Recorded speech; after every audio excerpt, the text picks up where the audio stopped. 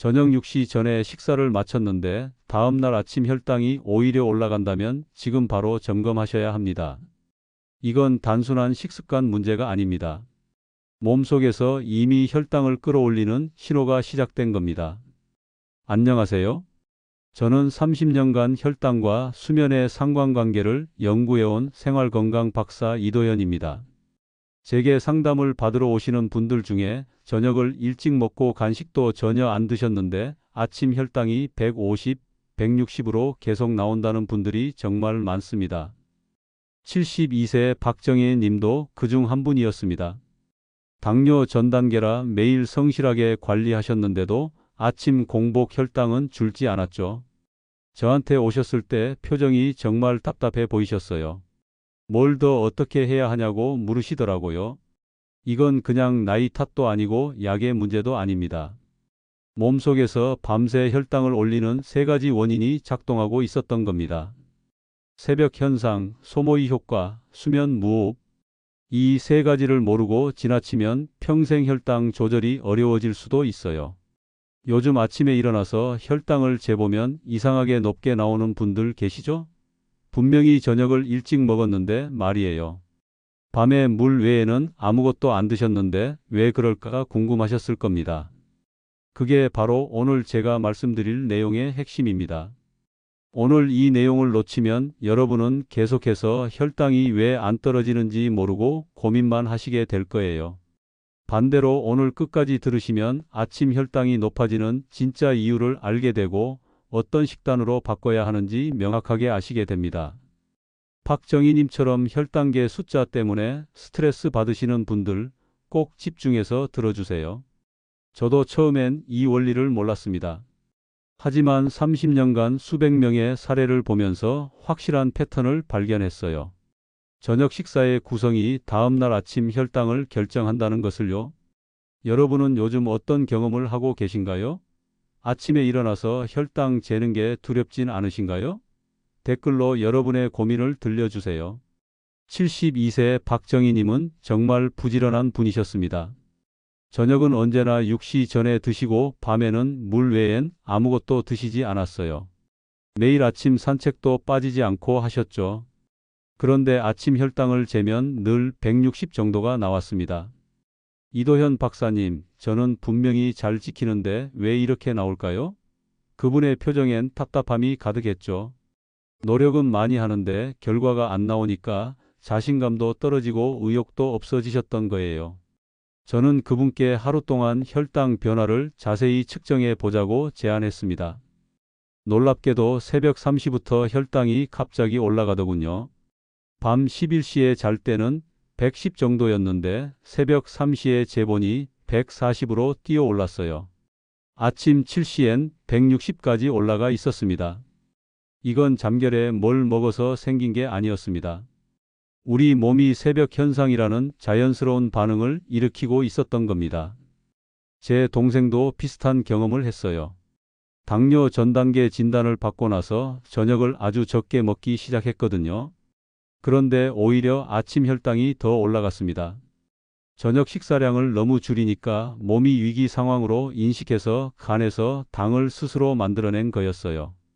이게 바로 소모의 효과입니다. 그리고 박정희님은 밤에 코를 심하게 고셨습니다. 가족분이 옆에서 자다가 숨이 멎는 것 같아서 깜짝 놀랄 때가 많다고 하셨어요. 이 수면 무호흡이 스트레스 호르몬을 증가시켜서 혈당을 계속 끌어올리고 있었던 겁니다. 이 세 가지 원인을 알고 나니 문제가 명확해졌습니다. 저녁 식사를 일찍 먹는 건 좋은데 구성이 잘못됐고 수면의 질이 떨어져 있었던 거예요. 그래서 저는 박정희님께 저녁 식단을 완전히 바꿔보자고 제안했습니다. 오늘 이 영상에서 말씀드릴 내용은 여러분의 혈당 관리 방식을 완전히 바꿀 수 있는 중요한 지혜입니다. 이 이야기를 끝까지 듣고 실천하셔야만 진정한 변화를 경험할 수 있습니다. 끝까지 보지 않으시면 가장 중요한 실천법을 놓치게 됩니다. 혹시 아직 구독과 좋아요를 누르지 않으셨다면 지금 바로 눌러주세요. 이 채널은 여러분의 건강한 노년을 응원합니다. 이런 중요한 정보를 더 많은 분들이 알 수 있도록 구독과 좋아요로 응원해 주세요. 끝까지 보시면 왜 지금 당장 여러분의 작은 습관을 바꿔야 하는지 분명하게 깨닫게 되실 겁니다. 박정희 님이 어떤 식단 변화로 단 2주 만에 혈당을 정상화시켰는지, 그리고 불면증까지 사라진 이유를 지금부터 알려드리겠습니다. 마지막에 나올 단 하나의 습관이 모든 것을 바꿀 수 있습니다. 뒤에 나올 저녁 식단 조합 방법을 모르시면 지금까지의 노력이 의미 없어질 수 있어요. 여러분의 식습관을 바꾸는 작은 실천만으로도 충분히 일어날 수 있는 일이죠. 그래서 이제는 우리 몸속에서 밤새 무슨 일이 일어나는지 아침 혈당을 올리는 3가지 함정을 하나씩 자세히 짚어보겠습니다. 아침 혈당을 올리는 밤의 3가지 함정. 먼저 새벽 현상에 대해 말씀드리겠습니다. 새벽 3시에서 4시 사이에 우리 몸은 아침 활동을 준비하면서 혈당을 스스로 끌어올립니다. 이건 정상적인 생리 현상이에요. 문제는 당뇨 전 단계이거나 혈당 조절이 잘 안 되는 분들한테는 이 현상이 과도하게 나타난다는 겁니다. 국내 생활의학연구소 자료에 따르면 당뇨 전 단계 성인의 70% 이상이 이 새벽 혈당 상승을 겪는다고 합니다. 72세 박정희 님도 새벽 시간에 혈당이 140까지 올랐어요. 밤 11시에 잘 때는 110이었는데 말이죠. 이건 몸이 새벽에 간에서 포도당을 만들어내기 때문에 생기는 현상입니다. 그럼 어떻게 해야 할까요? 저녁에 고당분 반찬과 간식을 줄이고 충분한 수면을 취하는 게 중요합니다. 단순히 밥의 양만 줄인다고 해결되는 게 아니에요. 반찬에 들어가는 설탕, 조미료, 단맛이 강한 음식들을 줄여야 합니다. 그리고 수면 시간을 7시간 이상 확보하셔야 해요. 여기서 주의할 점은 저녁을 지나치게 일찍 먹거나 공복 시간이 너무 길면 오히려 혈당 반등이 생길 수 있다는 겁니다. 저녁 5시에 먹고 다음날 아침 8시까지 15시간을 공복으로 지내면 몸은 위기 상황으로 인식합니다. 그래서 간에서 당을 더 많이 만들어내요. 여러분은 아침 혈당이 높을 때 원인을 밤 식단에서 찾아보신 적 있으신가요? 대부분 아침에 뭘 먹었나만 생각하시는데 사실 전날 저녁이 더 중요합니다. 두 번째는 소모의 효과입니다. 밤중에 혈당이 너무 떨어지면 몸이 스스로 당을 끌어올려서 아침에 고혈당이 되는 현상이에요. 이게 참 아이러니하죠. 혈당을 낮추려고 저녁을 적게 먹었는데 오히려 아침 혈당이 올라가는 겁니다. 한국당대사학회에 따르면 약물을 복용한 후 저녁 식사량이 부족할 때 40% 이상이 소모의 효과를 경험한다고 합니다. 박정희 님도 저녁을 너무 적게 드시고 산책을 거르던 날엔 오히려 아침 혈당이 더 높았어요. 몸이 에너지 부족 상태라고 판단해서 간에서 당을 대량으로 만들어낸 거죠. 저녁은 적당히 드셔야 합니다.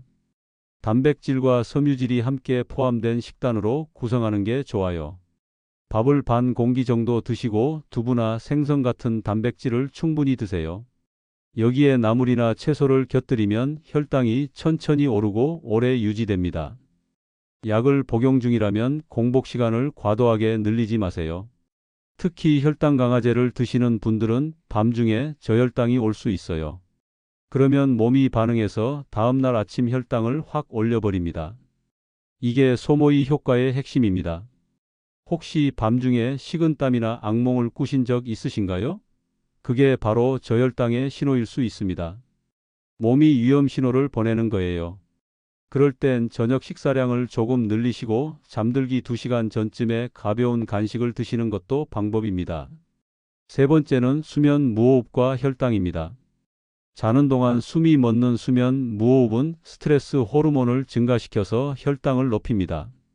코를 심하게 고시거나 자다가 숨이 막히는 느낌이 드시는 분들, 이게 단순한 콧골이가 아니에요. 혈당에도 직접적인 영향을 줍니다. 서울대 건강노화센터 연구에 따르면 수면 무호흡을 겪는 분들은 인슐린 저항성이 평균 25% 증가했다고 합니다. 인슐린이 제대로 작동을 안 하는 거예요. 그러니까 혈당이 올라갈 수밖에 없죠. 박정희 님도 콧골이와 무호흡이 심했습니다. 밤새 자다가 몇 번씩 깨고 아침에 일어나면 머리가 무겁고 피곤하다고 하셨어요. 숙면을 못하니까 스트레스 호르몬인 코르티솔이 계속 분비되는 겁니다. 이 호르몬이 간에서 당을 만들어내도록 신호를 보냅니다. 잠자기 전에 과식하지 마세요. 배가 부르면 횡격막이 올라가서 기도를 압박합니다. 그러면 수면 무호흡이 더 심해져요. 그리고 가능하면 옆으로 누워서 주무세요. 똑바로 누우면 혀가 뒤로 밀려서 기도를 막을 수 있거든요. 체중 관리도 정말 중요합니다.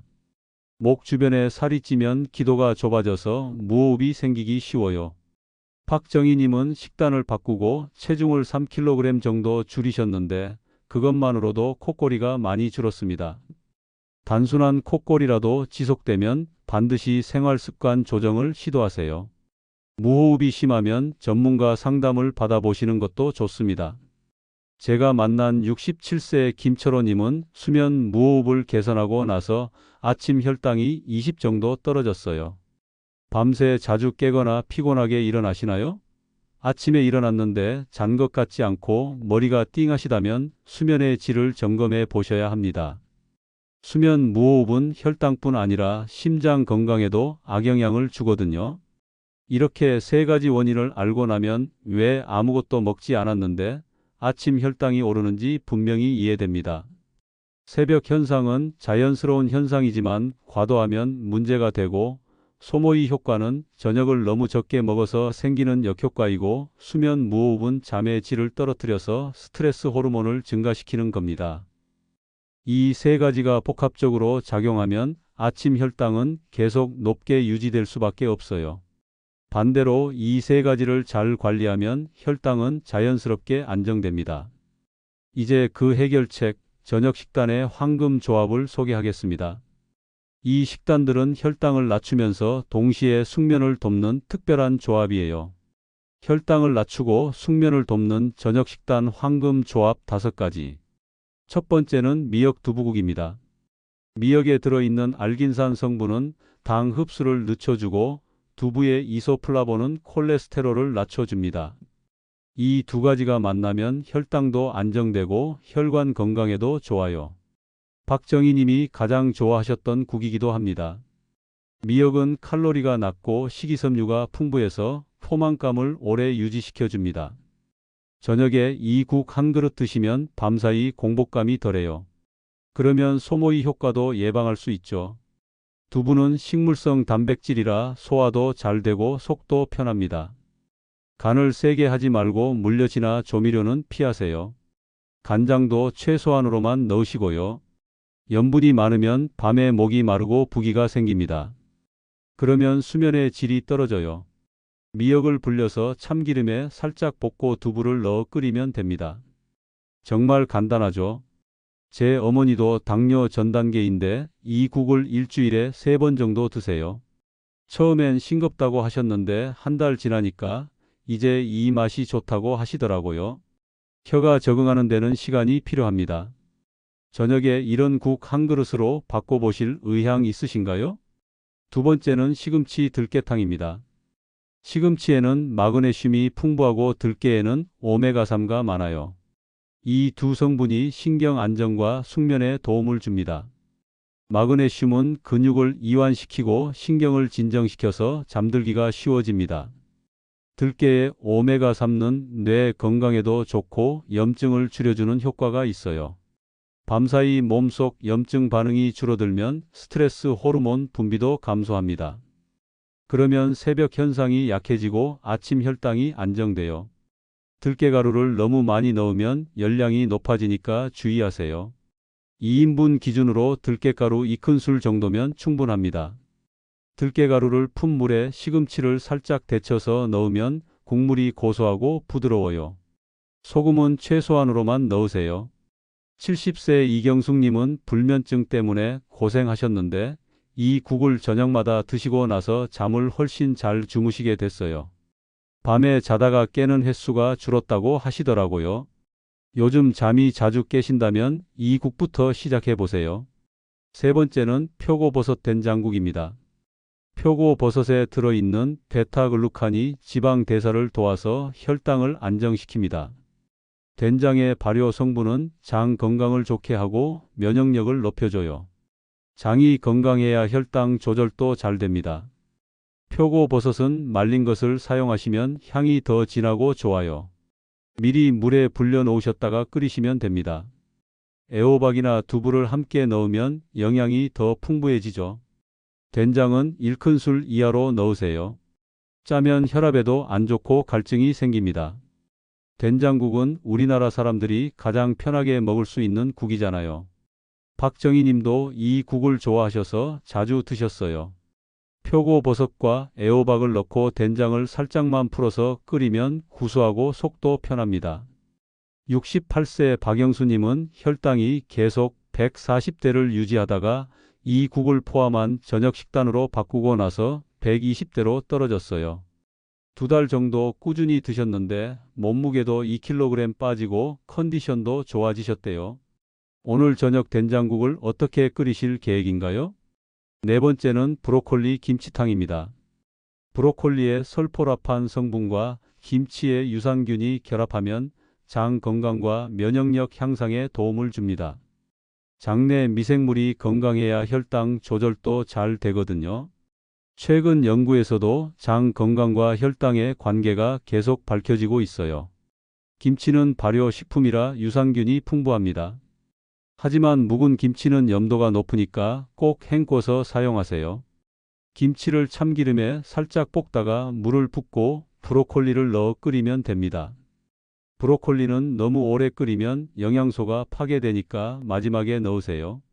브로콜리는 비타민C도 풍부하고 항산화 성분이 많아요. 혈관 건강에도 좋고 면역력에도 도움이 됩니다. 김치의 매콤한 맛과 브로콜리의 고소한 맛이 잘 어울려서 입맛 없을 때 드시기 좋아요. 제 지인인 74세 정미선님은 브로콜리를 평소에 잘 안 드셨는데 김치탕으로 끓여서 드시니까 맛있다고 하시더라고요. 일주일에 2번 정도 드셨는데 장 기능이 좋아지고 변비도 해결됐대요. 브로콜리를 평소 얼마나 자주 드시나요? 5번째는 오이 냉국과 두부 조합입니다. 오이의 칼륨 성분과 두부의 단백질이 균형을 이루면 부기와 혈당을 동시에 조절할 수 있어요. 특히 여름철이나 날이 더울 때 드시기 좋은 메뉴입니다. 시원하게 드실 수 있어서 식욕이 없을 때도 좋아요. 오이는 수분이 많고 칼로리가 낮아서 다이어트에도 도움이 됩니다. 칼륨이 나트륨을 배출시켜서 혈압 조절에도 좋고요. 두부는 소화가 잘 되는 단백질이라 저녁에 부담 없이 드실 수 있습니다. 식초 농도를 낮추고 설탕은 절대 넣지 마세요. 설탕 대신 천연 감미료를 조금 넣거나 아예 안 넣어도 됩니다. 오이와 두부를 먹기 좋은 크기로 썰어서 간단히 냉국으로 만들면 됩니다. 통깨를 살짝 뿌리면 고소한 맛이 더해져요. 가볍게 먹고 싶은 날이나 속이 더부룩할 때 이 조합을 드셔보세요. 박정희님은 여름철에 이 냉국을 자주 드셨는데 속도 편하고 다음날 아침 혈당도 안정적이었다고 하셨어요. 저녁 식사로 가볍게 먹고 싶은 날 이 조합 어떠신가요? 이 5가지 식단만 돌아가면서 드셔도 혈당의 흐름이 달라집니다. 박정희님은 이 5가지 국을 매일 바꿔가며 드셨어요. 월요일엔 미역 두부국, 화요일엔 시금치 들깨탕, 이런 식으로 말이죠. 질리지도 않고 영양도 골고루 섭취할 수 있어서 좋았대요. 중요한 건 이 국들이 모두 혈당을 천천히 올리고 숙면을 돕고 포만감을 오래 유지시켜 준다는 겁니다. 그래서 새벽 현상도 완화되고 소모의 효과도 예방할 수 있어요. 밤에 깊이 자니까 수면 무호흡도 줄어들고요. 이제 마무리로 이 변화가 실제로 어떤 결과를 만들어냈는지 박정희님의 2주간의 기록을 보여드리겠습니다. 여러분도 충분히 따라 하실 수 있는 내용이니까 끝까지 집중해 주세요. 72세 박정희님은 이 식단을 2주간 실천하신 뒤 아침 혈당이 160에서 112로 떨어졌습니다. 첫 주에는 145 정도로 조금 떨어졌고 2주차에는 120 아래로 안정됐어요. 3주차부터는 계속 110에서 120 사이를 유지하셨습니다. 밤에도 깊이 잠들 수 있었고 아침엔 몸이 훨씬 가벼워졌다고 하셨어요. 무엇보다 놀라운 건 불면증이 사라진 겁니다. 전에는 밤에 두세 번씩 깨서 화장실을 가고 다시 잠들기가 힘들었는데 식단을 바꾼 후엔 아침까지 푹 주무셨대요. 수면의 질이 좋아지니까 낮에도 피곤하지 않고 활력이 생겼다고 하셨습니다. 오늘 이야기의 핵심은 단순합니다. 잘못된 상식은 저녁만 일찍 먹으면 혈당이 내려간다는 겁니다. 그런데 올바른 관리는 저녁의 구성이 혈당을 결정한다는 거예요. 언제 먹느냐보다 무엇을 먹느냐가 더 중요합니다. 밥의 양보다 반찬의 재료, 조리 방식, 식후의 작은 행동이 더 중요합니다. 밥은 반 공기로 줄이고 황금국 한 그릇과 15분 걷기, 이 두 가지만 지켜도 몸은 바로 반응합니다. 제가 30년간 수많은 사례를 보면서 확신하게 된 원칙이에요. 혈당이 안정되면 수면의 질도 함께 좋아집니다. 수면이 좋아지면 스트레스 호르몬이 줄어들고 그러면 혈당이 더 안정됩니다. 이게 선순환으로 이어지는 거예요. 반대로 혈당이 불안정하면 수면도 나빠지고 수면이 나빠지면 혈당도 악화됩니다. 악순환이죠. 오늘부터 바로 실천해 보세요. 저녁 식사 메뉴를 오늘 제가 말씀드린 5가지 중 하나로 바꿔보세요. 미역 두부국이든 시금치 들깨탕이든 상관없습니다. 여러분이 만들기 쉬운 것부터 시작하시면 됩니다. 중요한 건 꾸준히 하는 거예요. 식사 후엔 15분 정도 가볍게 걸으세요. 집안에서 제자리 걸음을 하셔도 좋고 아파트 복도를 왔다 갔다 하셔도 됩니다. 이 작은 움직임이 식후 혈당 상승을 막아줍니다. 그리고 잠들기 3시간 전에는 아무것도 드시지 마세요. 내일 아침 혈당을 재보세요. 당장 오늘 하루만 바꿔도 숫자에 변화가 나타날 겁니다. 일주일 정도 지나면 확실히 차이를 느끼실 거예요. 2주 후엔 몸이 훨씬 가벼워지고 숙면을 취하고 계실 겁니다. 박정희님은 이제 혈당계 보는 게 즐겁다고 하세요. 전에는 두렵고 스트레스였는데 이제는 아침마다 확인하는 게 기대된다고 하시더라고요. 110에서 120 사이 숫자가 나오면 뿌듯하고 하루가 기분 좋게 시작된대요. 여러분도 그렇게 되실 수 있습니다. 특별한 약이나 비싼 건강식품이 필요한 게 아니에요. 그냥 저녁 한 끼의 구성을 바꾸고 작은 습관 하나를 더하면 됩니다. 이게 30년간 제가 깨달은 혈당 관리의 핵심입니다. 잘못 관리했을 때는 혈당이 계속 높게 유지되고 불면증이 생기고 낮에도 피곤하고 체중도 늘고 합병증 위험도 커집니다. 하지만 제대로 관리하면 혈당이 안정되고 숙면을 취하고 활력이 생기고 체중도 관리되고 건강한 노년을 보낼 수 있어요. 선택은 여러분의 몫입니다. 오늘 당장 실천할 수 있는 단 하나를 정해보세요. 저녁 식단을 바꾸는 것, 15분 걷기를 시작하는 것, 잠들기 3시간 전 금식을 지키는 것, 이 중에 하나만 선택하셔서 오늘부터 시작하세요.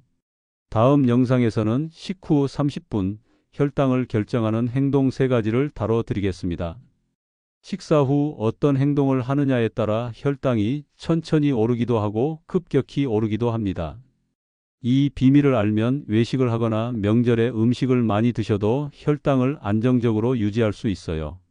오늘 내용이 도움되셨다면 구독과 좋아요로 건강한 변화에 함께해 주세요. 이 영상을 주변 분들께도 공유해 주시면 더 많은 분들이 혈당 관리의 진짜 비밀을 알게 될 겁니다. 그리고 내일 아침 혈당을 재보시고 미소 지을 수 있기를 바랍니다. 마지막으로 여러분께 묻고 싶습니다. 오늘 제가 말씀드린 5가지 국 중에서 어떤 걸 가장 먼저 시도해 보고 싶으신가요? 그리고 아침 혈당 관리에서 가장 어려운 점은 무엇인가요? 댓글로 여러분의 생각을 들려주세요.